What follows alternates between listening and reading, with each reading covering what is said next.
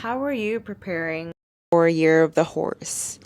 It's coming up. February 17th is Lunar New Year, so we have pretty much a week left in this year. And I'm wondering, how can we prepare for Year of the Horse, right? I'm sure we've all been shedding like old habits, people and places and environments we've outgrown. And it's not to demonize anything. It's just, it's a constant state of evolving and changing. And yeah, I wanted to share, how do I do this? Let me put this here.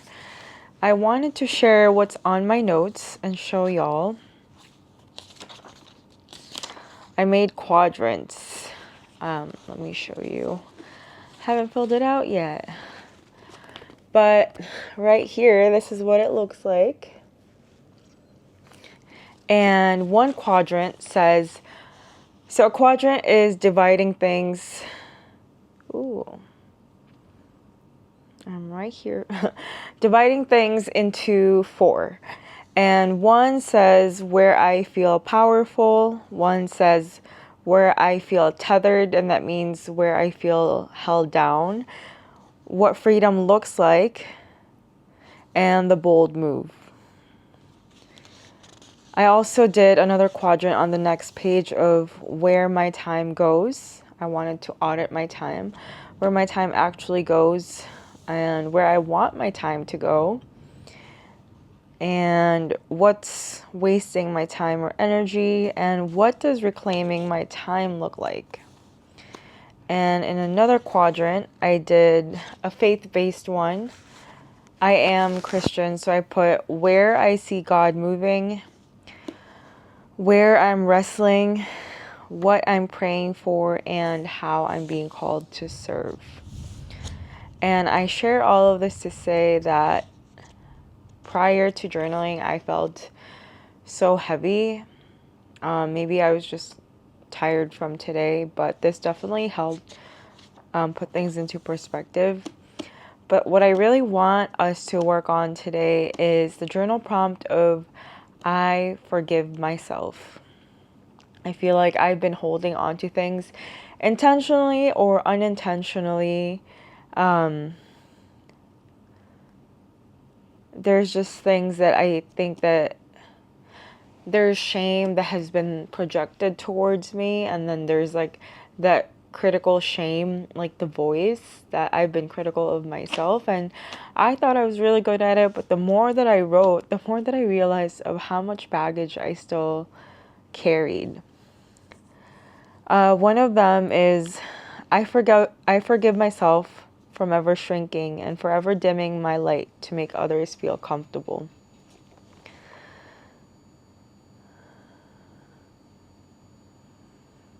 I forgive myself for not being outspoken about my own boundaries. I forgive myself for working so much previously. I forgive myself for being in survival mode. I forgive myself for ever believing that my achievements were nothing at one point. I forgive myself for the years that I accepted the lie that I'm not worthy enough or that I should be submissive. I forgive myself for feeling less than when I speak Spanish to others. I forgive myself for viewing my body as imperfect for so many years. I forgive myself for ever believing any negative lies that were ever told about me. I forgive myself for ever thinking that I was dumb. I forgive myself for having had to assimilate. I forgive myself for listening to somebody's opinion so much. I forgive myself for ever feeling ashamed. And then the next part, I was like writing all this down. I was like, I'm a baddie. I don't listen to anybody's opinions. But deep down, sometimes when people speak evil over us or just like bad energy over us, we never know that our body could listen and maybe hold on to it. Like we're constantly resisting. But I felt the chains like shatter. even when I was reading this to you guys. The next part, so the first part of this is I forgive myself, and the next part is I set myself free. So I set myself free by listening to my own sacred voice and intuition again. I set myself free from bondage by standing firm on my boundaries. I set myself free by knowing that I had to do what I had to do in order to get through college.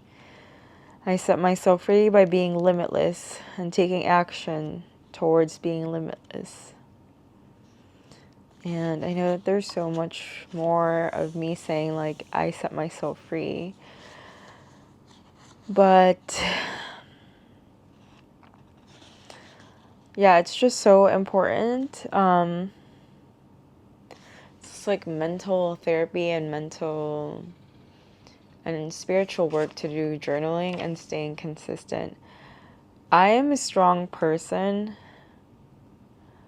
but I don't know where I would be today without journaling. Maybe I would still be so ashamed of myself.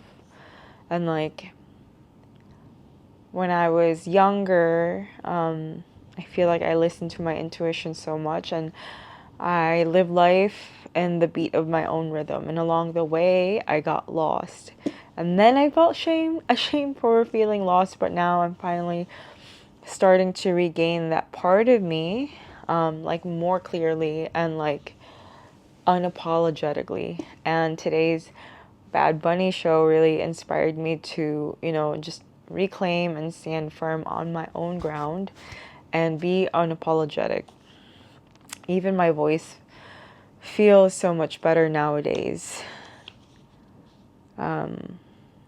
I didn't write it yet, but I forgive myself for having such strong beliefs about human rights, but quieting those beliefs a little bit when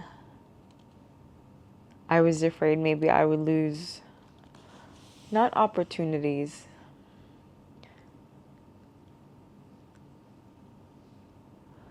but that I would lose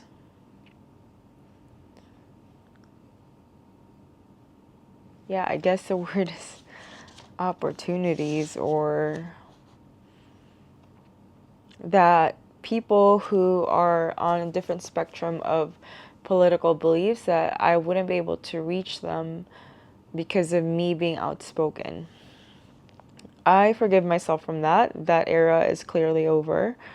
Yeah. As like a lung cancer patient too, like forgiving myself, because in the church, right, we are constantly told to forgive other people. But where's the part about forgiving our own selves, right, for having had to survive, and forgiving ourselves for listening to everybody else's voice but our own, especially if you're an immigrant or part of the diaspora, or if you're a part of a marginalized community, or if you're a woman. This is how we're trained to. It can become like such a powerful skill, like moving through the world and being able to whatchamacallit,